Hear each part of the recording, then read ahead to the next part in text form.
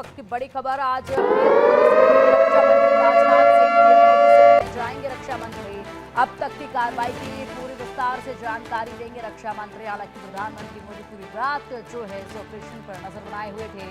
जिस तरीके से पाकिस्तान ने रात भर नापाक हरकतों को अंजाम देने की कोशिश की, लेकिन नापाक इरादों को लगातार ध्वस्त करने का काम किया गया और इसी के साथ आज दिन भर इसी तरीके से रणनीति बनेगी। बैठकों का सिलसिला जो है वो देखा जाएगा, मंथन जो है वो किया जाएगा और उसके बाद बड़ा फैसला आज लिया जा सकता है, क्योंकि यहाँ पर पाकिस्तान ने जिस तरीके से भारत को छेड़ने की कोशिश की है उसका मुंहतोड़ जवाब तो रात को दिया ही गया। लेकिन अब यहाँ पर वक्त जो है वो आ चुका है कि पाकिस्तान को उसकी हैसियत बताना बेहद जरूरी है। यहाँ पर जितने भी ड्रोन से अटैक करने की कोशिश की गई उन सभी को ही रात के वक्त ध्वस्त किया गया। ये मुस्तैदी थी भारतीय सेना की, भारतीय जवानों की, जो कि पूरी रात यहाँ पर जिस तरीके से नजरें बनाए बैठे हुए थे। इसी के साथ ये कामयाबी हाथ लगी कि कोई नुकसान जो है वो भारत का नहीं कर पाए। लाख कोशिश इन्होंने रात भर की, लेकिन बावजूद इसके मुंह की इनको खानी पड़ी है। उसके बाद अब ये महत्वपूर्ण बैठकों का सिलसिला सुबह सवेरे से ही शुरू होने जा रहा है। आज प्रधानमंत्री मोदी से मुलाकात करेंगे रक्षा मंत्री राजनाथ सिंह और ये जो बैठकें हो रही हैं बैठकों की भी जानकारी देंगे। साथ ही साथ पूरी तरीके से कार्रवाई की विस्तार से जानकारी जो है वो दी जाएगी। इसके बाद ये देखना होगा, बड़ा सवाल इस वक्त यही बन रहा है, ये देखना होगा कि इसको क्या अब पूरी तरीके से युद्ध का ऐलान किया जाएगा, क्योंकि युद्ध का जब ऐलान किया जाएगा तो इसके लिए एक बहुत बड़ा प्रोसेस होता है, एक बहुत लंबा प्रोसेस होता है। पूरी तरीके से बैठकर मंथन जो है वो किया जाता है और उसी के साथ जब मंथन होता है तब जाकर यहाँ राष्ट्रपति के पास पहुंचता है एक पत्र जिसमें अनुमति मांगी जाती है और अगर उस अनुमति के मिल जाने के बाद ऐलान किया जाता है तो ये बेहद बड़ी चीज होगी।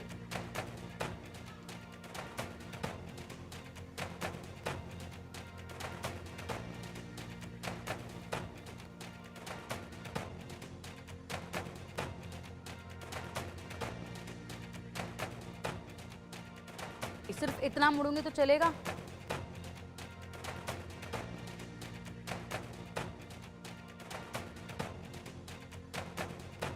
भारत ने पाकिस्तान पर जवाबी हमला किया है। ये वो इलाके हैं जिसके बारे में हम आपको बता रहे हैं जहां पाकिस्तानी हमलों को नाकाम किया गया है।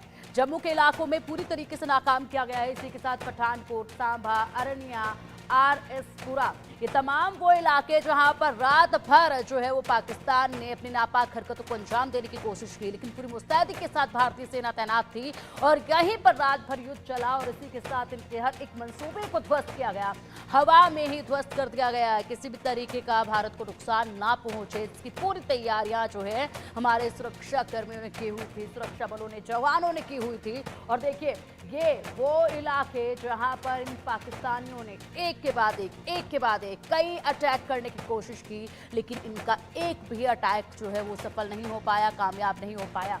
जम्मू का इलाका जो कि सबसे ज्यादा टारगेट पर हमेशा आतंकवाद के रहा है। उसके बाद बात करें तो पठानकोट, यहाँ पर भी लगातार इसी तरीके के अपने मंसूबों को ये अंजाम देने की कोशिश करते रहे हैं। बात की जाए सांभा की, अरनिया की, ये तमाम वो इलाके हैं जो अक्सर ही पाकिस्तान की आंखों में चुभते रहे हैं। यहाँ पर हमेशा से ही पाकिस्तान ने इसी तरीके की गतिविधियों को करने का पहले भी अंजाम देने की कोशिश की, लेकिन इस वक्त जो हालात बने हुए हैं यहाँ पर पाकिस्तान ने मुंह की रात भर खाई है। उसके बाद अब आपको दिखाएंगे ऑपरेशन सिंदूर के तहत जिस तरीके से कार्रवाई जो है वो की गई है। ऐसे में लगातार यहाँ पर कार्रवाई का सिलसिला रात भर देखा गया।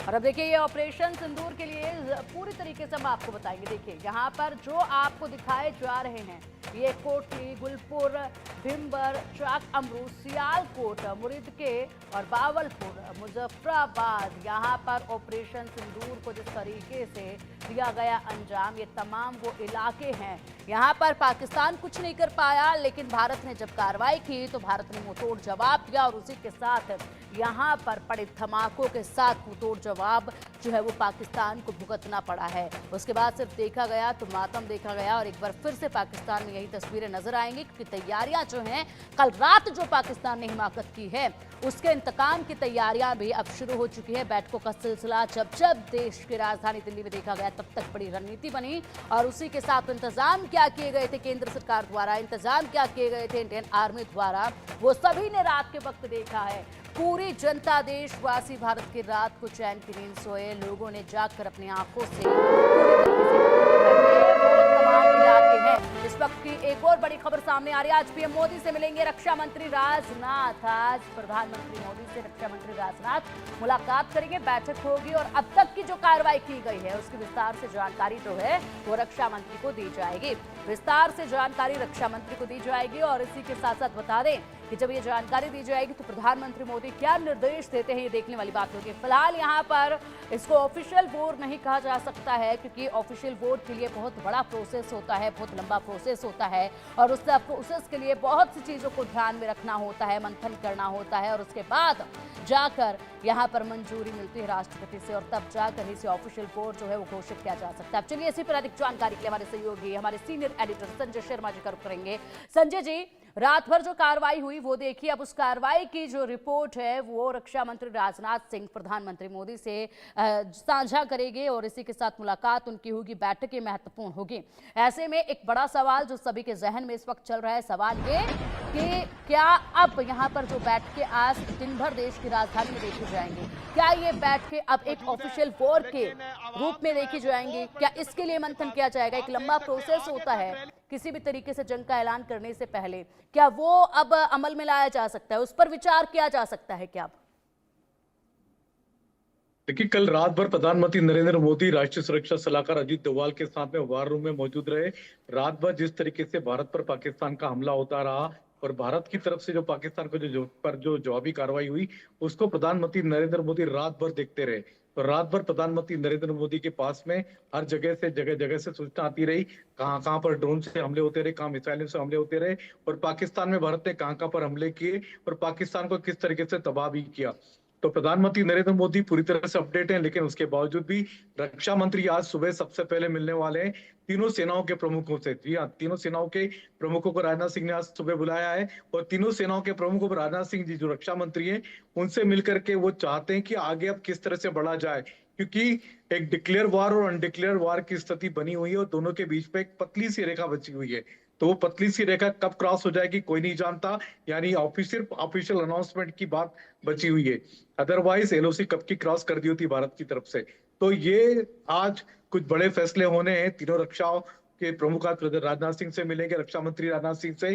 तो आज रक्षा मंत्रालय में बैठक होगी सुबह 10 बजे के बाद।